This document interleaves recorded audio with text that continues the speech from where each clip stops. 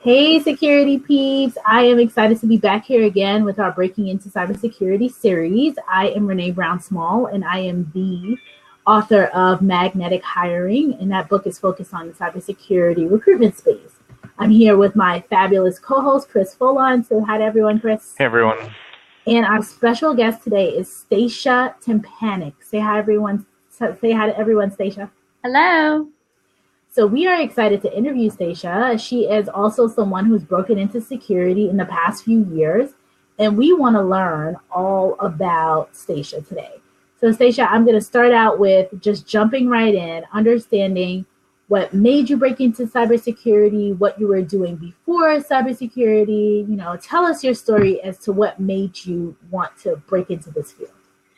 Yeah, so I actually went to college to be a high school history teacher. So kind of crazy, right? Transition there. Not one you'd expect.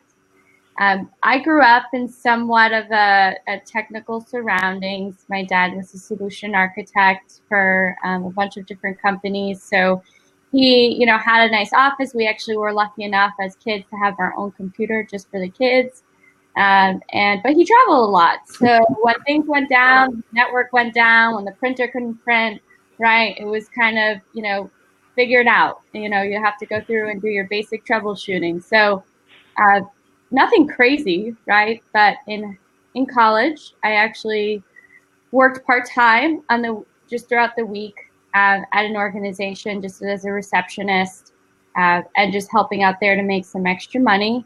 One day I came in and everything was gone. All of our clients' information, credit card information, appointments, personal information, everything was gone. Wow.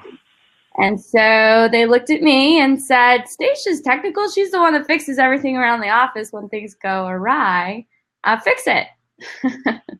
And so I said, okay, well, there's got to be a backup server, backup database or something that has this information in it. And I was brought down into a basement and saw this poor server. I felt like it was like one of those episodes where those commercials where you see like the sad puppies and things. It was like this sad server. It had dust all over it. And it was hot, like literally temperature-wise hot. And I was like, this is not good. So I said, okay, well, how about this? Instead of me continuing to be a receptionist, let me try to help you guys rebuild a lot of the stuff from the ground up. And we don't have an IT team, so let's try to outsource as much as we can, infrastructure-wise, so that we don't have to really, we can rely on other people to make sure they're keeping things up, especially in an industry that relies on uptime. So once we finished, I helped, basically rebuild everything from the ground up, from literal hardware to getting new credit card systems, new credit card infrastructure so that we could help, pass our PCI compliance audits. We did things like try to outsource as much as we could to the cloud. Helped configure that so that we had cloud systems, which was actually pretty cool. And there was a multi-floor building. So trying to set up wireless access points so that people could access, to this database at all times, right? No matter where they were in the building, so that we could keep operations running as efficiently as possible. Once I finished all of that, I said, wow, that was really fun, but I wouldn't want to go through that again. So I found someone just doing some referencing on Facebook, and I said, you know what, I'm going to go work for a cybersecurity company because I think it's kind of cool. But I knew I wasn't that technical, so I said, I'm just going to go to be a salesperson. And so I went through the process of trying to go into sales, and they said, you're too technical. You have to go to sales engineering. And I was like, what? So that's really how I started my career. Crazy start. I'm not doing anything as far as history, but I am doing education, right, from the side of trying to, talk to customers or prospects and understand where they're at and how we can help them improve their security posture overall.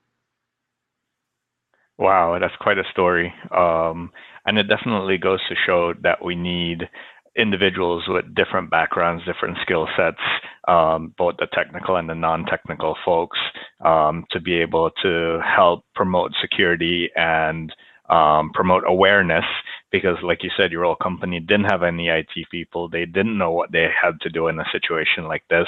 So we need people that know how to communicate to those people and how to share ideas with them, so that we can help promote the industry. Absolutely. So now that you're in the security field, what do you do to keep current, keep up with everything that's ever changing? Yeah, so I'm always trying, I try at least once a year to take some sort of course, right? Whether that's like a SANS course, or I just completed, Cyber has like a Python for beginners course, right? So even if you don't have the money or resources to do something like a SANS, there's still plenty of, I'm a big Cyber fan, as well as Udemy. I'm a big Udemy fan as well. So trying to just get some sort of knowledge of, hey, is there a certain subject that I feel I struggle being able to keep up with in a conversation? Okay, then that's something I'm going to go explore a little bit more. I also think that every person has mindless time in their day, right? Whether it's driving, getting ready, doing laundry, cooking, etc. And so I try to listen to one security podcast a week. My favorites, I like the Defensive Security podcast, big fan of that, as well as I just started listening to the CISO Vendor Relationship podcast. I think that one's a really good one. And they just broke off and did a Defense in Depth, which is kind of a break off of the CISO Vendor Security podcast. So that's like a CISOseries.com. You can go and check them out. So I'm always trying to at least just take mindless time and try to listen to at least something to keep me current with what's going on this week or what's going on pretty recently in cyber. And I found that I find a lot of value in it. And then when I do want to flip over and listen to music, it's that much more exciting because I haven't listened to it in a little bit. So. No, I'm also a big promoter of podcasts and things like that. And Renee and I are both very big supportive of Cybrary. We just see how it can help individuals so much. Yes, absolutely. Chris is, it's a running joke that the way I met Chris is because he had a roundup of all of the podcasts that he listens to, hours and hours of. I don't even know how he does any work. I don't even know how he's here today because he's always listening to podcasts. So, providing all of the podcasts that are out there and sharing that knowledge and just being abreast of everything that's going on, it's just such a necessity in this space. And I know one of the questions hiring manager, Chris asked it, the question that hiring managers tend to ask a lot is like, how do you keep abreast of the industry? Because it's ever changing, because, what we learned 5 minutes ago has changed today, or 5 minutes later. So definitely good for you to share that that's what you're doing in your mindless time. So go ahead. I was going to say Stacia, for those that are kind of like you who didn't think they wanted to go in this field, but they're thinking of going in this field, being a sales associate or a sales engineer, what advice do you have for them?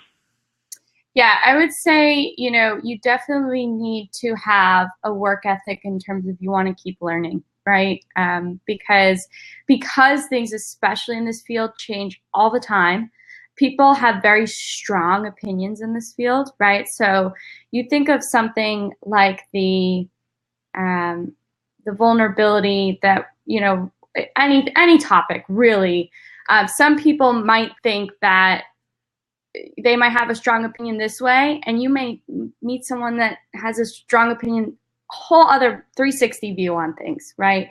I think that you really want to also never assume. I've learned just never assume. I always like to ask people, tell me more about that. Never be afraid to also say, I don't really know a lot about that. Can you tell me more? I think a lot of the time this industry has somewhat of a toxic rock star culture, right? And this idea that, there's people that know everything, and that's just not possible. I'm really a big advocate of honing in on certain things, but there's some areas that I'm just not an expertise in. I let people know out of the gate, listen, I am not a firewall junkie. You're going to have to give me some tips and tricks on this as we go. And leverage other people's skills, right? Leverage other people's knowledge, but don't ever assume. And it's okay to say, I don't know, especially when you're first getting into the field. People are going to throw acronyms at you. It was crazy. When I first started, people would get on a call and people would use all kinds of acronyms. And at first I would just breeze by and be like, I'm going to pretend that I know what that means. And then I learned, wait a minute, I could just ask them, like, can you just explain AD? What is that? Active? Okay, just want to make sure, that's not a stupid question. We go into meetings all the time now where we use acronyms, and CISOs are like, NGAV, what is that? What does that stand for, right? That's okay. That's definitely advice that I would give.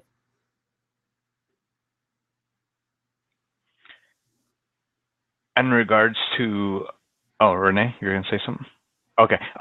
In regards to being curious and always learning, how do you see those that are considering formal education, certifications versus on-the-job training? Any advice for those based on your experience? Yeah, so I think that's a very sensitive subject depending on who you talk to about it, right? There's plenty of people that have every certification in the book. And they're, we call those practice players, right? They can practice, but then in real life, they get out in the field and they're like, I don't know how this works.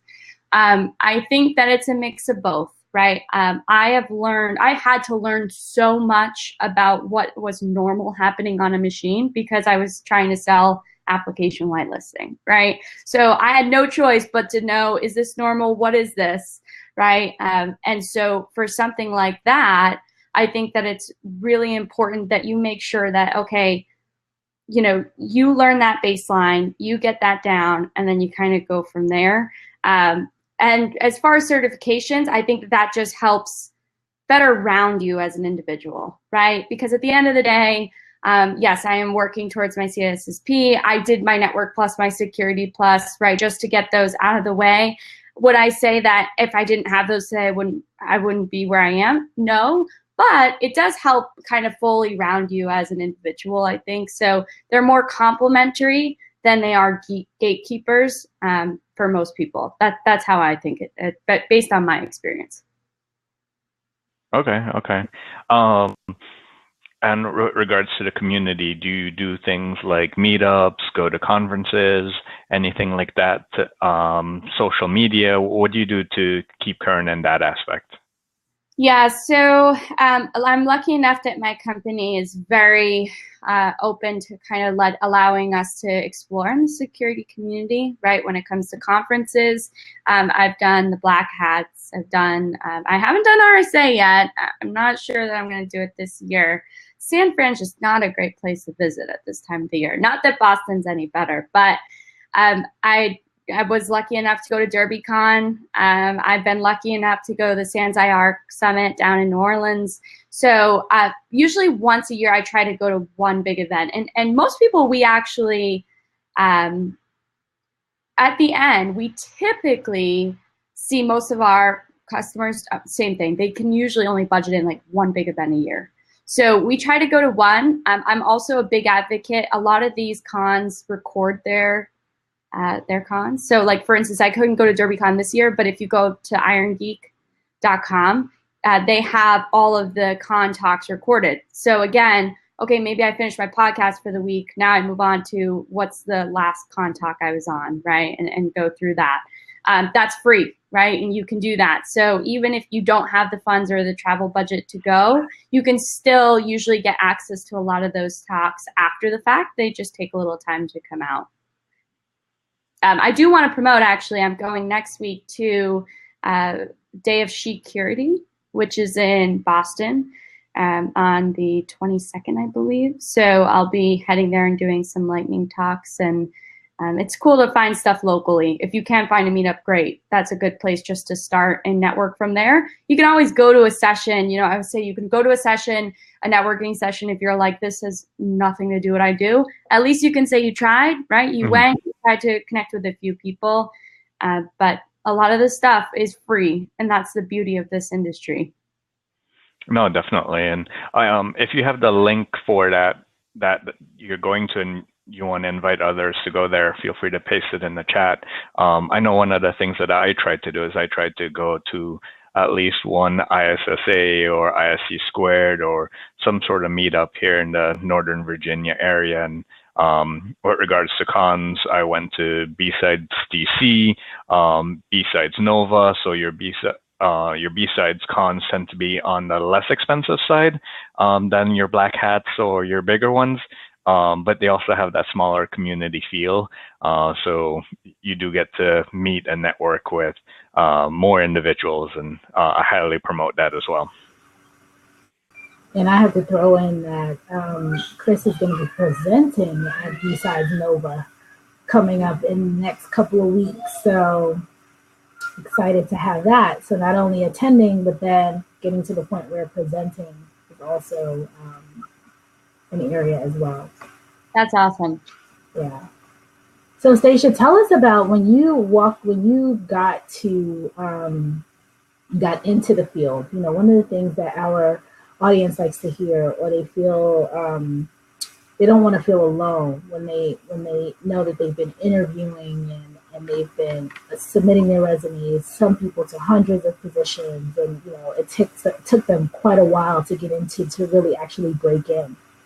In terms of your actual timeline, what were you doing? How long did it take? How many interviews did you go on? How many, resumes did you submit? That kind of thing to get to where you are today. Yeah, so I would say it was about a 4 to 6 month process. And I think you can get really overwhelmed and apply with really general resumes to a lot of companies. That's one approach, right? It's like a spray and pray technique. And I started doing it that way. And then I was like, you know what? I get calls back. I couldn't keep up with who's calling me. I didn't really know what the tech did. And I wasn't even sure if I was passionate about the technology yet, right? I was kind of just like, find a job, go. And I would say that I took a step back and I said, let me actually go and see a couple and submit things more strategically and build my resume more strategically. And I did that with about 3 companies, right, that I felt passionate about the tech. And that's where I found I was having more success. And the thing is people will say, okay, I would also advise, like there was a bunch of times where there were phone interviews. I'd have my initial interview and I would be like, I'm not sure if I'm crazy about this anymore. I would say keep going through the processes, right? If you have the time, nothing can hurt having more experience. Just keep going through interview processes and just understand, I could have done this better, or, this is why I didn't like that tech as opposed to this tech. I think that never hurts. If you had the time, just do it for the experience of having those conversations so that when you find the tech that you are super passionate about, that you want to get into, you're going to nail that presentation or that interview because you've done, 5 or 6. I also think it's important to note that some of them can be really long. I mean, for the one that I got my job in, I had 2 phone interviews. I had to come in and meet with 6 people in some 2 hours. I had to come in again and do a presentation. So there sometimes these can be long processes, and so that's why I think you have to be more strategic, go after a couple instead of going across the board and just trying to get what you can. I found it's more successful when you be strategic, and that's probably why it took the 4 to 6 months. I'd say even if I was strategic just from the start, you're probably looking at 4 to 6 months. I also recommend don't leave a job until you have a new one. Just general feedback. Right. No, it's a whole lot easier to have a clearer head when you have some money coming in and you're looking for a new opportunity, and it's not like a desperation type of looking for something. And some people are out there, if they just graduated, if they're a full-time graduate and they just graduated and they're looking for opportunities, like you don't have something, so I get it, and you just don't have an opportunity. But if you are in one, I also would wholeheartedly agree. It's a different mentality, and you can really kind of thoroughly review your options when you're not just scrambling for a check.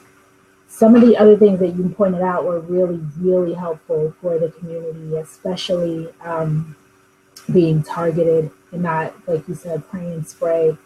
I absolutely agree with you that the more focused and targeted you are with trying to go for something, the excuse me, a couple things will happen. The more passionate you are about it, the more research you've done about it, the more you know about it, and the more those leaders will take you seriously. And I have a couple great examples of that. I have some companies that I work with right now, and you have people who are dogged. I mean, my mom used to always say, this has been awesome. She would say, persistence seldom fails. And it is the truth. You have candidates that I see it sitting on the other side who every 2 weeks they follow up. Every 2 weeks they follow up, like, I'm interested. Is there another opportunity? Is anything ever out there? What have you? And lo and behold, those are the folks that get hired. They might not have been they had the best quality, like they might not have checked every single box. They might be light in some areas or whatever, but just that pure persistence of, I want to break into this company.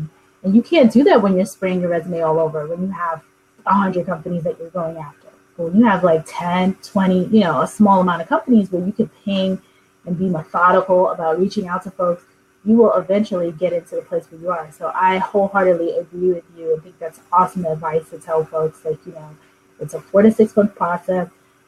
Being very targeted, try to be targeted from the beginning, really taking the approach of what companies do I want to work at, what companies really resonate with me, what products really resonate with me. And that's something that I tell, when I coach people all the time, I tell them, like, instead of just being broad, think about which companies are companies you want to work at, regardless of if they have an opening, because they'll always have an opening. Everybody turns over. I mean, unless you're going to try to work for, I don't even know where, everybody turns over. Like, especially in this industry, in the cybersecurity space, where these roles are, people say 18 months, 2 years. Like, the statistic, I think, for C-suite executives, I know the statistic for CISOs is somewhere between 17 months and maybe 48 months on the long end. So you're definitely going to be able to touch on some company where people are moving in and out. And below that, it gets even lower.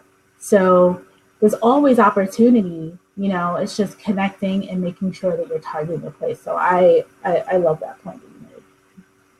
I would also add in, so something you mentioned earlier, being open to saying what you don't know, but also showing that something that you do know and how it relates to how you can help that company solve their pain points. And then also being open and honest with yourself, knowing what you do want to do and what you don't want to do. Because once you know what you don't want to do, that passion comes off to the person interviewing you. Like, they know you dislike it, whether you show it or not. Like, they can sense it in you that they say they really like this field, but it doesn't sell. But as soon as you find someone that's truly passionate, that shines. And then know your limitations, whether you want to travel, whether you want to be on call, all those aspects of a role, being honest with the employer, because once they ask that question and you're on the edge, they will feel that you're on the edge, and that could be that little thing that will choose whether they wanted to pursue you or not. Yeah, and I'll also say too that I think it's important that when people ask you questions and you don't know, I have like a one I don't know rule, right? Every topic that someone asks you something about and you say, I don't know, they shouldn't ask you the same question a week later and you say, I don't know, right? And you don't need to do a whole deep dive. You don't have to go 700 feet deep on a topic. But I think that in this, especially in this industry, right, if people start bringing up things, just get a baseline. Just get a baseline. I really think that that's important, so that the next time that someone brings that up, it's ironic. It's like that Big Brother when you start talking about shoes, and then later on today I'll have like a Google ad for shoes, and it's like, I wasn't even searching for shoes. Same idea, right? Because that topic will come up again, and someone will ask, and you'll be like, I'm glad I looked that up really quickly and just got some information. So now I'm, taking it to the next step. Keep doing that, and you will just naturally progress over time with your kind of knowledge space. Right. And it's like, you know, people don't realize, or some people do, that a job search is kind of a job in and of itself. So taking the feedback, taking the questions, you know, when I debrief with candidates and ask them, hey, what did they ask you? And part of that is understanding more about these are the things that, you know, for the follow-up, for the next interview, what have you. And then things that I can use to prep the next person as well, to say, hey, you know, these are the types of questions that they ask. And everyone switches up and asks different questions. And it's not to say, like you said, you can't know everything. It's just virtually impossible. But, you know, it's always around the high level research that you're doing, quickly finding out, hey, okay, what is this? If you completely don't know, at least you can do a quick Google search and say, okay, this is what this is, so that when somebody brings it up in the next conversation, you at least know at a high level, okay, I've heard of that terminology before. I did a high level research and understand it's this. I don't know it in depth, but, you know, and that's a different conversation to just, I don't know. So yeah, for sure. So I know we only have a couple minutes left. These things fly by so quickly. Chris usually asks our final question. We have like 2 minutes. Eric Kim's making a couple comments. I just want to read off that he said, Google is your friend. He also says, one rule of thumb, tell the interviewer right off the bat and say, I'm the kind of person who, if I don't know the answer, I will tell them I don't know, but I can guarantee I'll know how to find the answer. And that's absolutely right, Eric. You know, to all of our points, we can't know everything. It's virtually impossible, but we are smart enough to be able to say, I will do the research and figure this out and be able to bring it back to you afterwards. So Chris, your final question. Yes.